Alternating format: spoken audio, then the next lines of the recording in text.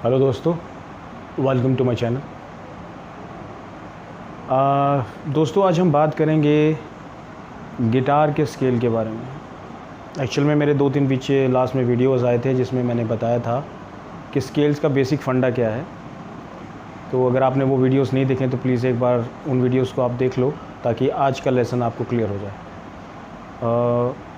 I am sure कि आज आपको पूरा अगर आप वीडियो बिना स्किप करे देख लेंगे तो स्केल के रिगार्डिंग आपको कोई प्रॉब्लम नहीं रहेगी, और मुझे नहीं लगता कि आप आगे कोई स्केल के लिए कोई वीडियो आप डिमांड करेंगे, क्योंकि आज मैं आपको बताऊंगा वो टेक्निक जिससे आप खुद स्केल निकाल सकते हैं।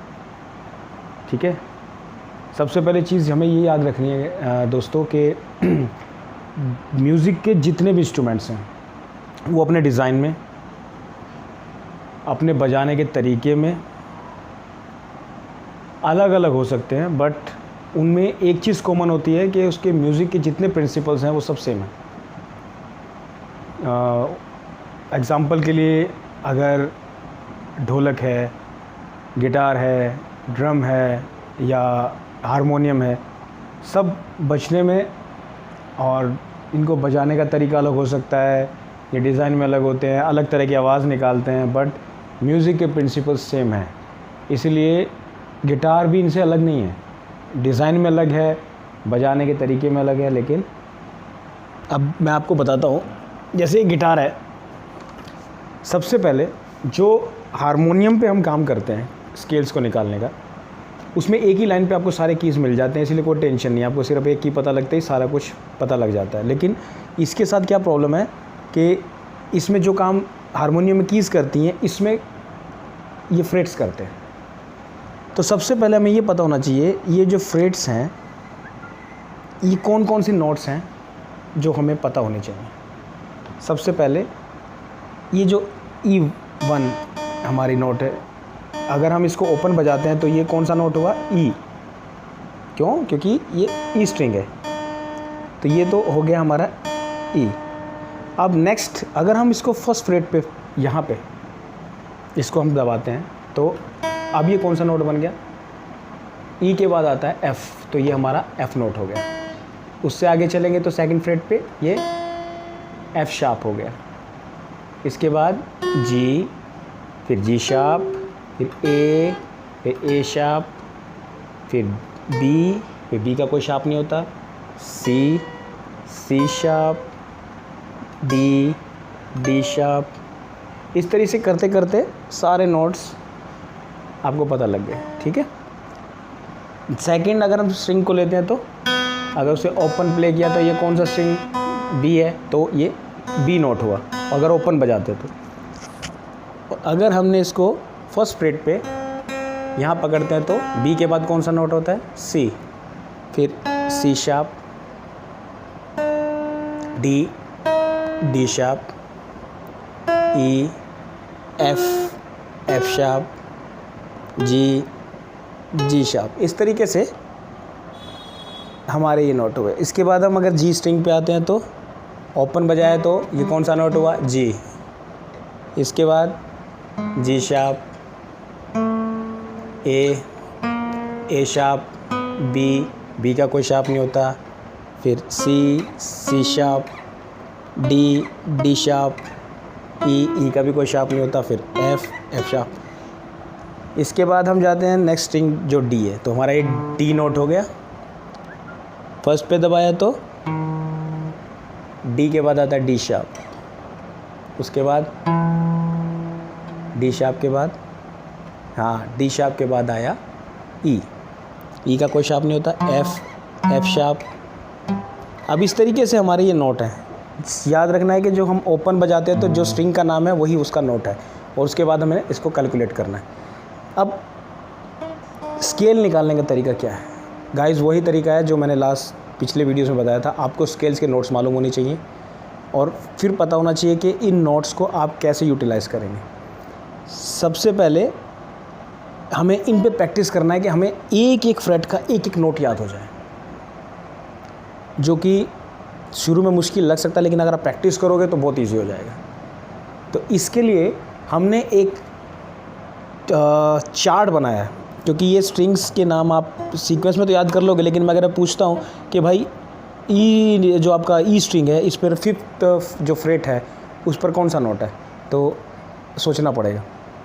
तो इनको याद करने के लिए आपको एक चार्ट डेवलप करना है। वो चार्ट पर आप सारे नोट्स एक मॉडल की तरह बनाएंगे और उसे आप जहाँ पे प्रैक्टिस करते हैं उस दीवार पर उसे परमानेंट लगा के रख देंगे। ठीक है, वो मैं चार्ट अभी दिखाता हूँ आपको, जिससे आपको सारी चीज़ें क्लियर हो जाएंगी। ठीक है, तो दोस्तों सबसे पहले हमें वो स्केल लिखना है जो हम उस चार्ट पर निकालेंगे, जिसकी हमें प्रैक्टिस करनी है। तो हम सारे स्केल तो प्रैक्टिस कर नहीं सकते, तो मैं इसमें सी स्केल आपको निकाल के दिखाऊंगा। सबसे पहले हमने सी के सारे नोट यहाँ पे लिख देने, जैसे C sharp D sharp E, F sharp G sharp A sharp B. ये लिखने के बाद हमने अलग से इनके शुद्ध नोट निकालने, उन पर टिक कर दीजिए। उसका फंडा मैंने आपको बताया था, पहला सी ये सा हो गया, फिर एक स्किप करके रे हो गया, फिर एक स्किप करके गा हो गया, फिर ये साथ में माँ हो गया, फिर एक स्किप करके ये पा हो गया, फिर धा हो गया, नी हो गया। ठीक है, तो हमने इसको शुद्ध नोट को यहाँ लिख लिया। ये C D E F G A B, ये इसके शुद्ध नोट है। अगर ये मेजर स्केल के बारे में बता रहा हूँ। अगर माइनर स्केल निकालना हो तो मैंने बोला था गा, धा और नी, इसके एक नोट पीछे हो जाएंगे बस, बाकी सेम जगह पे रहेंगे, तो वो उसका माइनर स्केल होगा। ठीक है दोस्तों, तो ये आपने इस पेज पर आपने पहले इसके शुद्ध नोट लिखने हैं ताकि आपको चार्ट पर समझने में आसानी हो। तो दोस्तों ये है वो चार्ट जिसके बारे में मैं बात कर रहा था।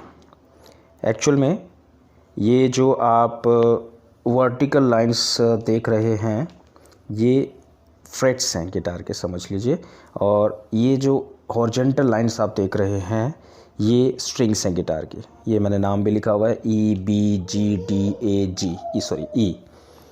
तो अब आपने क्या करना है, देखो ये इसमें हमने जितने भी हमने ये चार्ट तैयार किया है इसमें फ्रेट 1 पे उसका नोट लिख दिया है, एफ है, ई जो आपका ई स्ट्रिंग है, फर्स्ट नोट आपका एफ हो गया जब आपने उसको फर्स्ट फ्रेट पर प्रेस किया, फिर एफ शार्प, फिर जी शार्प, फिर ए।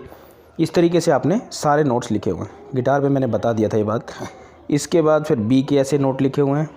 अब आपने करना क्या है दोस्तों, सबसे पहले इसे याद करना है आपने। अब चाहे आपका 10 दिन लगे, 15 दिन लगे, 20 दिन लगे या महीना लगे, आपको इसको पूरे अच्छे से याद करना है। इतना याद करना है कि आपको कोई पूछे कि डी जो आपका स्ट्रिंग है उसके 5th नोट कौन सा होगा 5th फ्रेट पर, तो आपको याद होना चाहिए भाई ये नोट होगा। ठीक है, तो अब इसके बाद क्या करना है, पहले आपको याद करने का तरीका बता देता हूँ। पहले आप एक स्ट्रिंग को पकड़िए और उसके सारे नोट सीरियल में याद कर दीजिए। फिर उसके बाद जब स्टेप 2 में आपने ये सारे स्ट्रिंग्स आपको सीधे आपको ऐसे याद हो जाएंगे, फिर आपने इसको ऊपर से नीचे की तरफ याद करना है। जैसे कि फ्रेट 1 पर आप ये ऊपर से शुरू हो जाइए, एफ है, ए शार्प है, फिर डी शार्प है, जी शार्प है। ये अब सेकंड टाइम में आपने इसको ऊपर से नीचे याद करना है, फर्स्ट टाइम में आपने इसको लेफ़्ट टू राइट याद करना है। तो ये जब आपको पूरा याद हो जाएगा तो आपके लिए कोई भी स्केल निकालना आसान होगा। अब देखिए हम इसमें सी स्केल निकाल के दिखाते हैं कैसे निकलता है। बड़ा सिंपल है, आपने नोट उसके शुद्ध नोट पहले लिखे हुए हैं, ऑलरेडी लिखे हुए हैं आपने इसके शुद्ध नोट, ये रहे। तो सबसे पहला नोट हो गया सी। तो सी देखो, इसमें हमने वो नोट ढूंढना है जहाँ पर आपको आपके ये जितने सुर हैं ये आपको ऊपर से नीचे मिल जाएं, बजाय कि आपको लेफ़्ट टू राइट जाना पड़े, क्योंकि उंगलियों को प्रॉब्लम होती है गिटार पे मूव करने में, वो ऊपर से नीचे इजीली मूव करती हैं। इसलिए सबसे पहले इसका सी नोट ये रहा, ये पड़ा है हमारा जी जो स्ट्रिंग है उसका 5th नोट, 1 2 3 4 5। फिर ये हमें मिल गया दूसरा नोट है, ये देखिए रे, ये है डी। फिर हमें चाहिए ग ई। अब ये ई इधर आ रहा है बट ये फिंगर्स के लिए दूर हो जाएगा, ये फिंगर से दूर हो जाएगा, तो ये ई नोट हमें सेम यहाँ मिल रहा है, सी के जस्ट नीचे मिल रहा है, तो यहाँ पे टिक कर दो। फिर माँ एफ, यस ये मिल गया। फिर एफ के बाद जी नोट पा, ये मिल गया। अब धा के लिए ए नोट चाहिए, तो ए नोट ये जस्ट नीचे मिल गया। उसके बाद हमें नी के लिए बी नोट चाहिए, बी नोट। और ये लास्ट सा, ठीक है। तो ये हमने बेस्ट तरीका ये है कि आप इसमें कोई जो लेडीज़ बिंदी वगैरह यूज़ करती हैं उनने आप उस नोट पर चिपका सकते हो, सबसे बेस्ट। और फिर इसको आपने लगाकर दीवार पे, ऑलरेडी मैंने बोला लगाना है, और उसके बाद इसको गिटार पर आपने प्रैक्टिस करना है। जब आप इनको विजिबल होंगे आपको अच्छे से ये रेड नोट पे या जो भी आप इस पर बिंदी वगैरह या कुछ लगाएंगे तो ईज़िली क्लियर होगा आपको ये, ठीक है। तो ये आपके लिए फिर ईजी हो जाएगा। तो दोस्तों इसका एक प्रैक्टिकल भी देख लो। सामने मेरा चार्ट लगा हुआ है और उसी के अकॉर्डिंग मैं सी स्केल आपको बजा के दिखा देता हूँ। सबसे पहले आपको बोला था सी स्केल में जो पहला नोट है वो 5वें फ्रेट जी स्ट्रिंग से स्टार्ट है। तो आपका ये 5वां फ्रेट देखो, फ्रेट यहाँ से पता लग जाता है, ये पॉइंट्स बने हुए हैं 3रे, 5वें, 7वें, 9वें, इस तरीके से। तो हमें इससे पता लग जाता है कि हम 5वें फ्रेट पे हैं। तो ये देखिए ये है जी स्ट्रिंग और इसका 5वां फ्रेट ये है, तो ये हो गया सा। एक स्ट्रिंग, ये एक फ्रेट छोड़ने के बाद ये हो गया रे। इसके जस्ट नीचे, सा के जस्ट नीचे बी स्ट्रिंग पर ग, म, प, ध,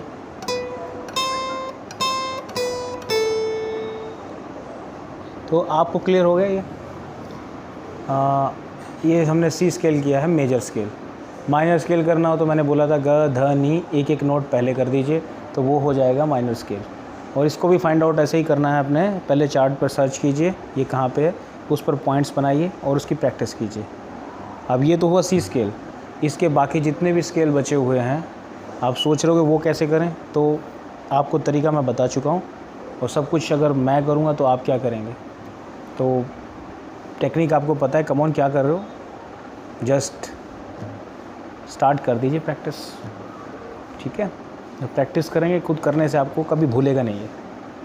ओके, नेक्स्ट वीडियो में हम जल्दी मिलेंगे, तब तक के लिए थैंक यू।